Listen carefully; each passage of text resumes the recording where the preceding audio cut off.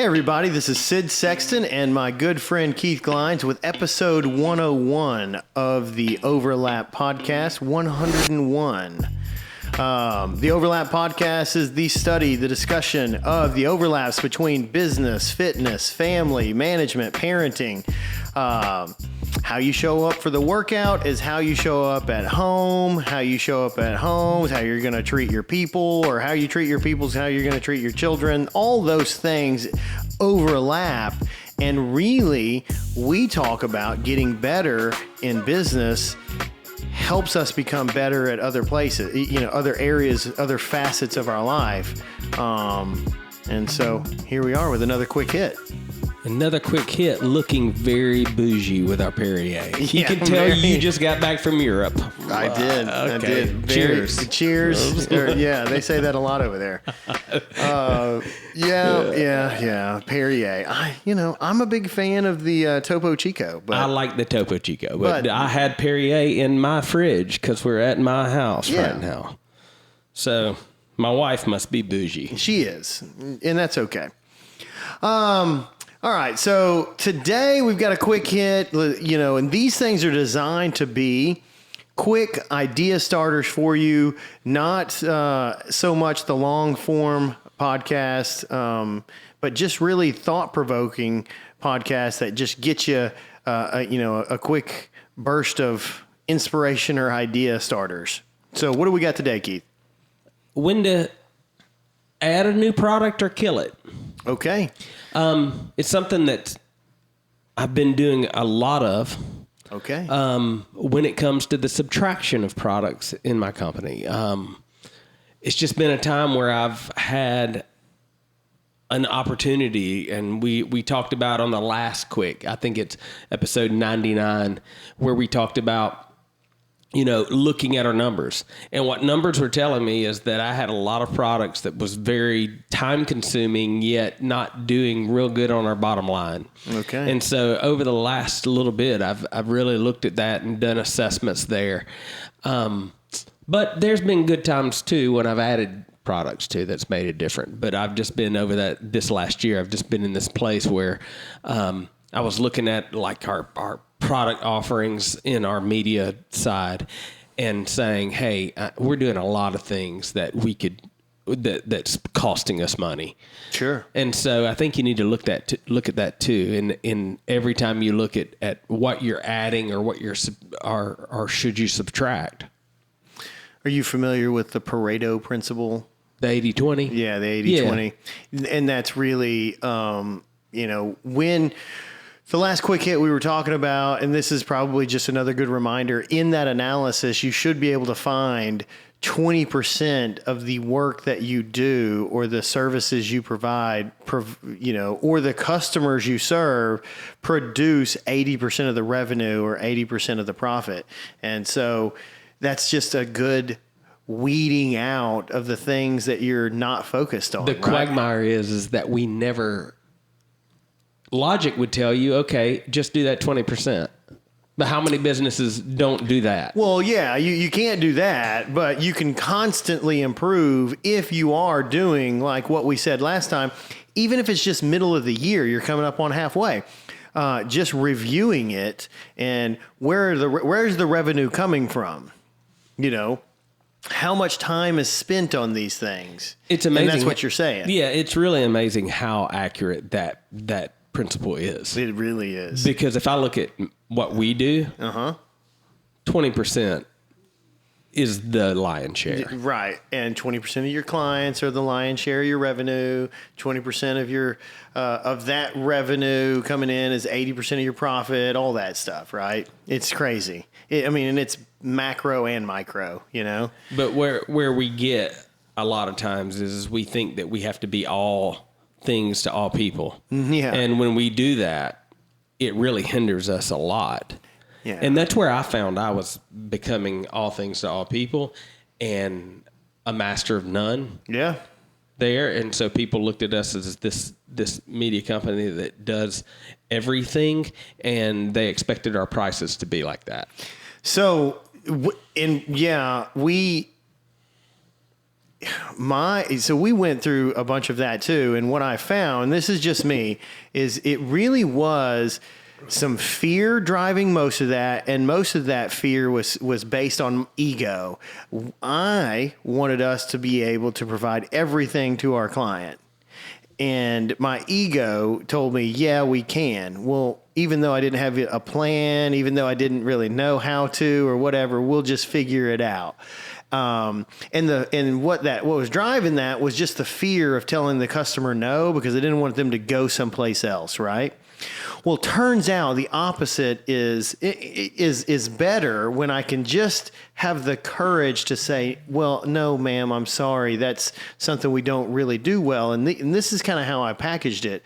And it's honest and it's truthful, and people couldn't really push back as much either. And I didn't feel as bad. It's like, I would rather tell you no and you go find someone else than to try to do it and not do it well enough for you. And then you be mad at me or me be mad at you and us just not have a good relationship. I'd rather have the courage to tell you no now. I had that experience just this week with a contractor that we were working with, a software developer. And the reason we picked him is because he said, I can't do that. Ooh. It let us know, okay, this guy's honest. Yeah, and he's because honest we were with his asking him limitations. we were asking him to do a really big project for us. Mm-hmm. And his first words when he saw kind of our scope of work was, I can do everything else but that one piece. Oh, and nice. And in kind of private meetings outside, our team said, we really like this guy because he could have totally duped us. Yeah. And so being honest in your business and saying, hey, we really don't do that well. Your grandma was right all along. Honesty is the best policy. Honesty is the best policy. It really is. Because how many times have I've gotten in trouble a ton. Yeah. By doing things, by saying, oh yeah, we do that. Yeah. And then we can get that handled for you. Yeah. And then providing a piss poor service. Yeah. Man, and so even more so in that is, let's take it from business a little bit, but I started off being the designer, right? And I know people and I've got friends and they'll be like, hey, can you come look at my backyard? And I'm like, I would love to. Because I like doing that stuff. But if I told you yes, I would have to come do it and I would get distracted. I just wouldn't do a very good job. Here's what I'm going to do. I'm going to have Ashley give you a call. I'm going to have Pam give you a call. They're going to come out. They're going to do a better job than I will and give you a better service. And you'll be much more happy if they take care of that for you. And they're like, oh, okay. They just want the job done. I got caught up thinking they wanted me. They don't want me. They just want their problem solved in their backyard. Ego, right? Yeah, I used to do a lot of that too when people would say, oh man, I have a book project. I would say, let me come meet with you. Knowing full well, one, I don't have the attention span to listen through a whole book project. Yeah. And two, I'm not the best at it. And so it'd be much better to put someone with you that can look at a manuscript, one that can spell. Two, I cannot. Two that knows it is grammatically correct. I don't really even know that either. I don't even know that either. So I just happen to be in that business, because I can sell books pretty well. So we're talking addition by subtraction. Yeah. Right. And one more thing I was actually going to say is this principle carries over to your life, right? How many things have you volunteered for? That you just aren't, you might have been into it 2 years ago, but you're just not committed to it anymore. And I feel like I have to be there. I have to do it. If I don't do it, who will? I've been on I've been on plenty of boards. I've been presidents of boards. I've been whatever and these other things. And it started off and I would do well. And what I had to end up learning is that there in boards and volunteer things, there is a spirit of rotation. If I go ahead and tell people hey, my goal is to be out of here by the next 6 months or 9 months or 12 months. And we need to be working towards a new president or a new secretary or a new whatever, then everyone's okay with that. And you give them an opportunity to find someone that is really into it for the next couple of years, and they can do a good job instead of me just coasting along and not providing the intellectual power that I should be in that role. Let me tell you about one of our sponsors, Chris Drogmiller. He's with CMD Fencing. One, I really appreciate his support to the podcast. He listens to the podcast, but long before that, he has done several projects for me at my home, at our business, and the dude just does an awesome job. One of the things I really like about him is it's basically just him and someone that helps him. His attention to detail is phenomenal. The work is always high quality. If you've ever had a fence built, you know that the gate itself and how it opens and shuts is kind of the stamp of quality. It always works well. I've made him make some interesting kind of fencing where it's all horizontal. He had no problems with that, did a great job. And the guy is freaking awesome. He's easy to work with and he does a fantastic job. He's a firefighter. So, he works 2 days on and 2 days off. So he comes in and knocks my project out on the days that he's off.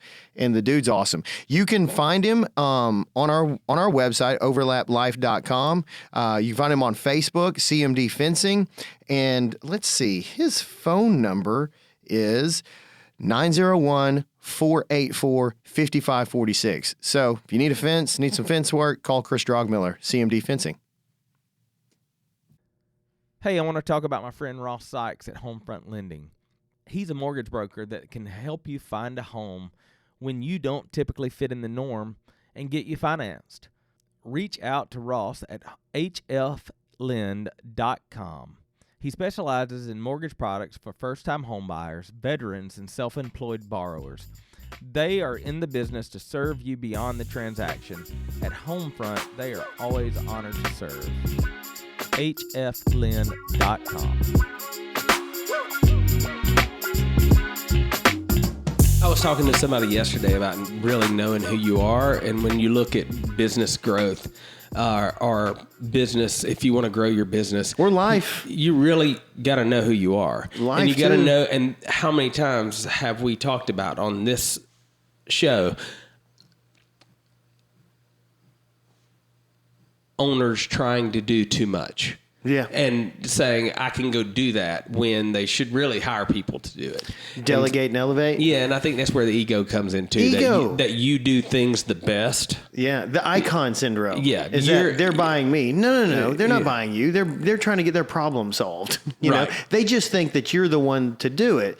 And if you're not, you can help them by steering them to the right person in your organization to do it. Right, and I've been there. I would think, oh, this has to be me because I'm the best at it. Well, no, really not. Yeah.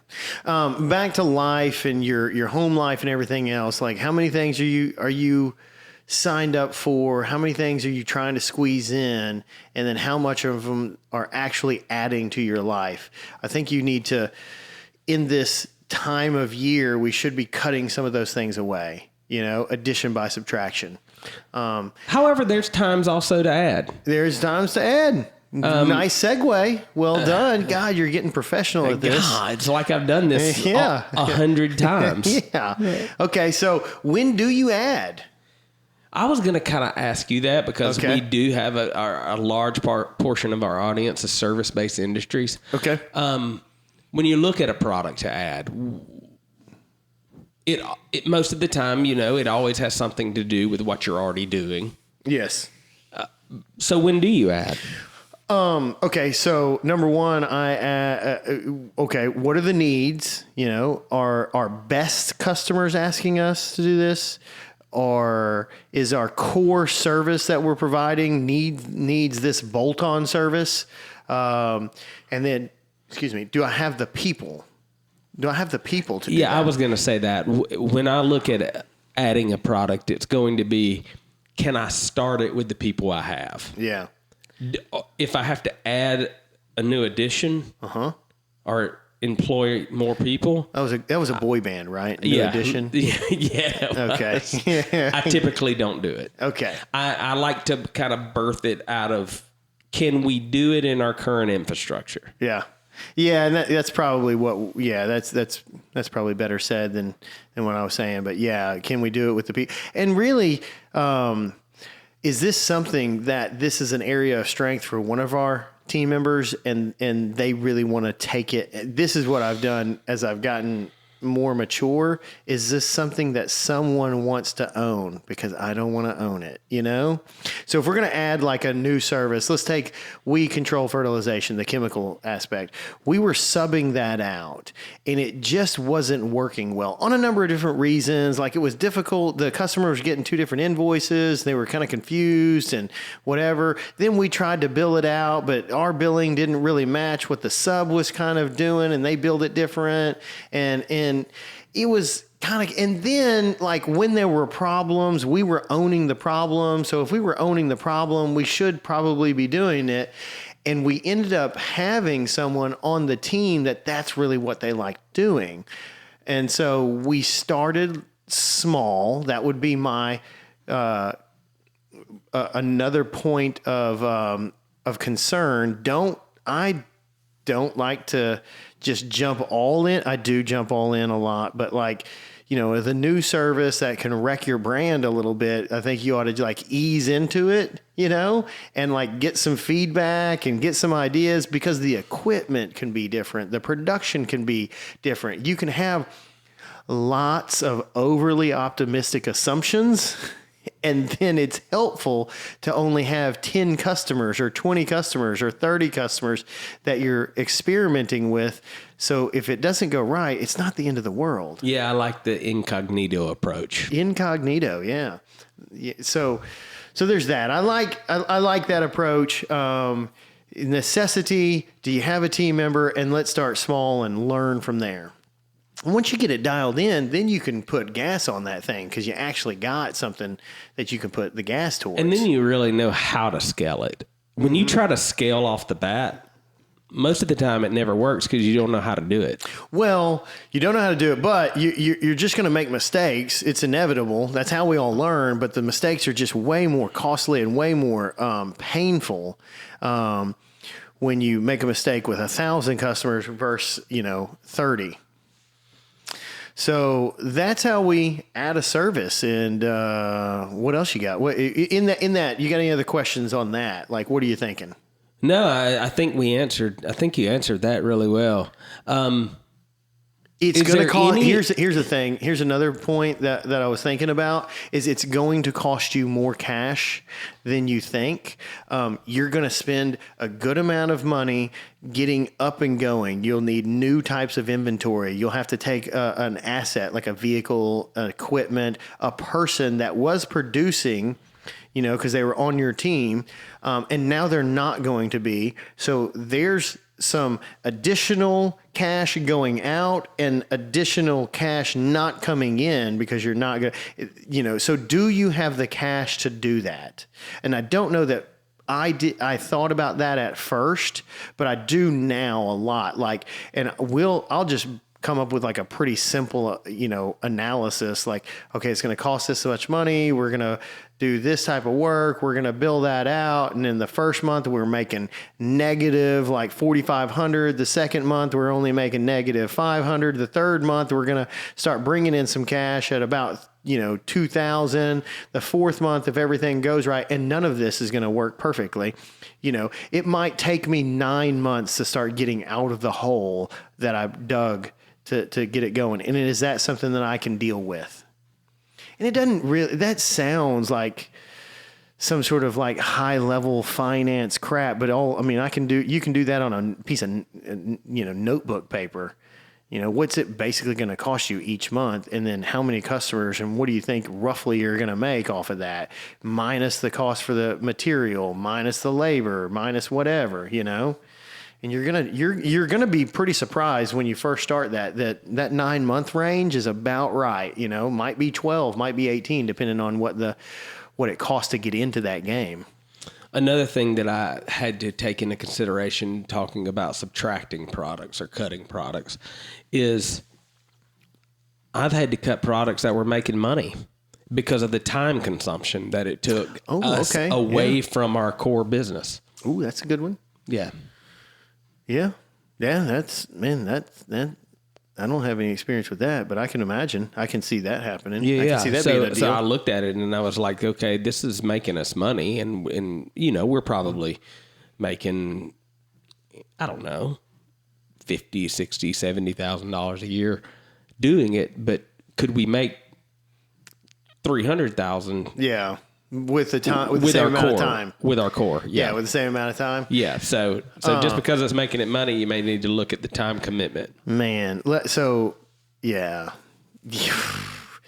When we cut out a service one time, we were mowing every other week. So you had two options. You could mow every week, 42 visits, 44 visits, I think it's 44, or you could do 26, and it was when we come every other week and then once a month during the winter months. And lots of people wanted that.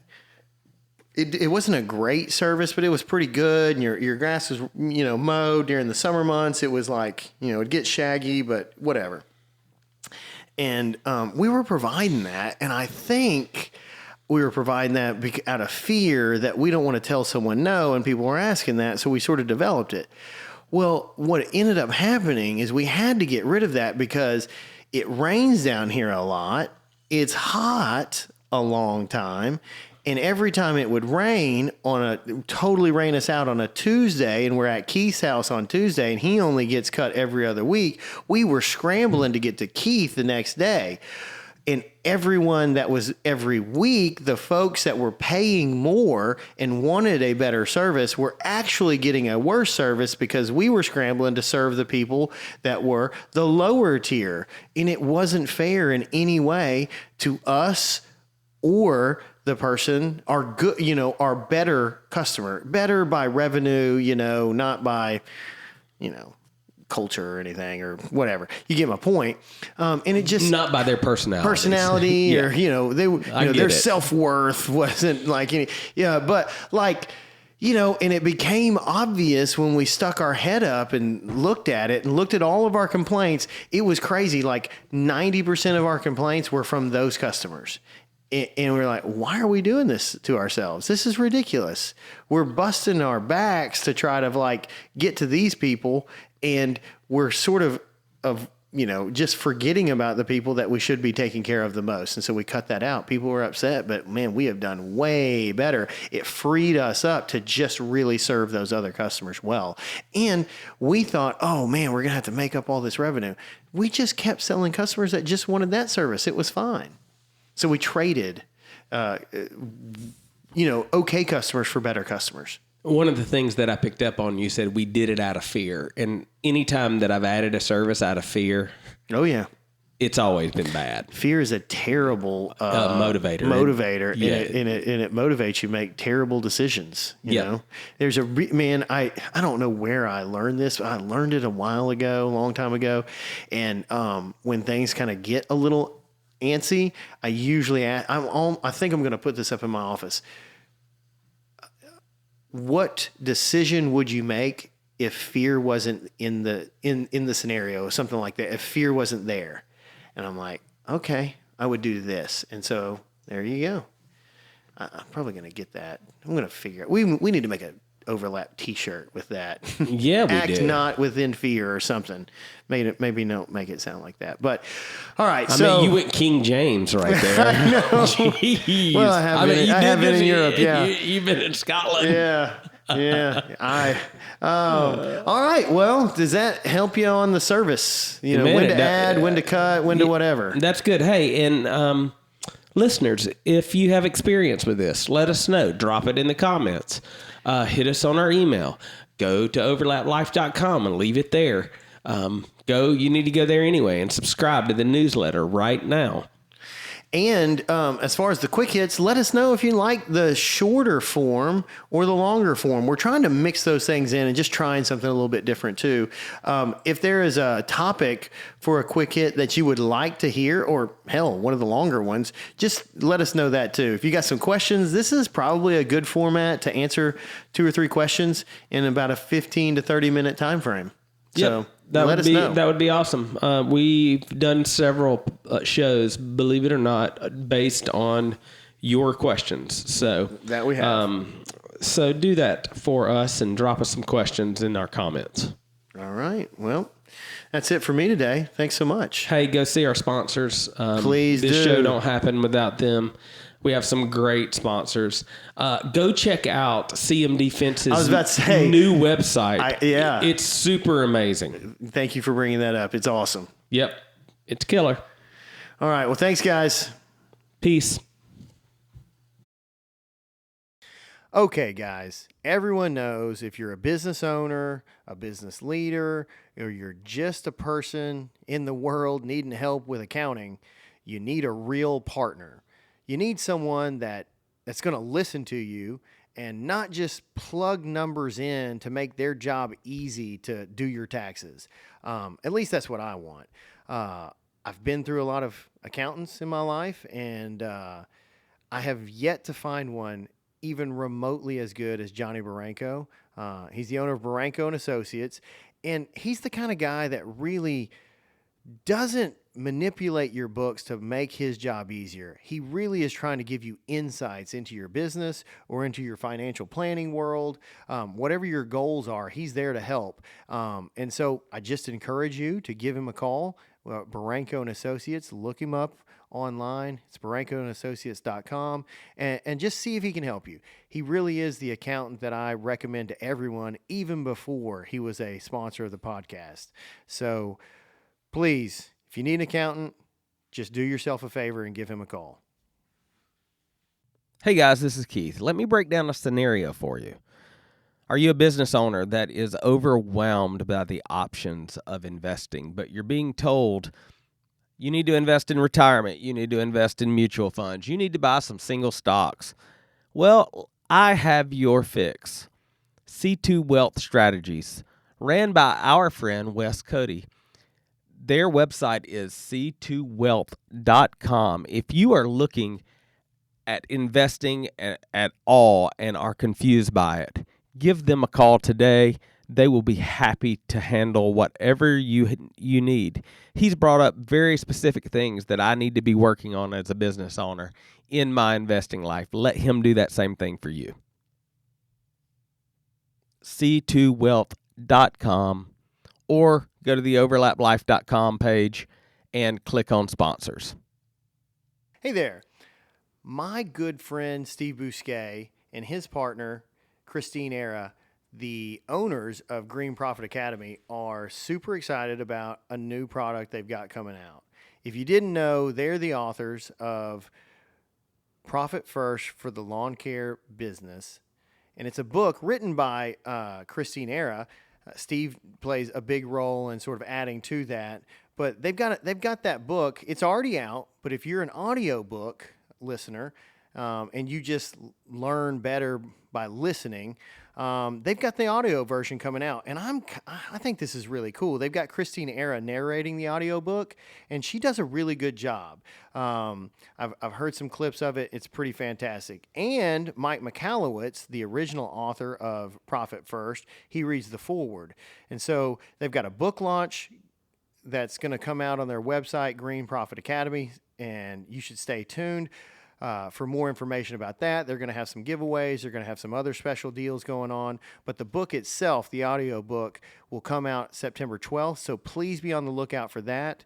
And if you need some help with Profit First for your green industry business, please give them a call or look them up, Green Profit Academy. Thanks so much.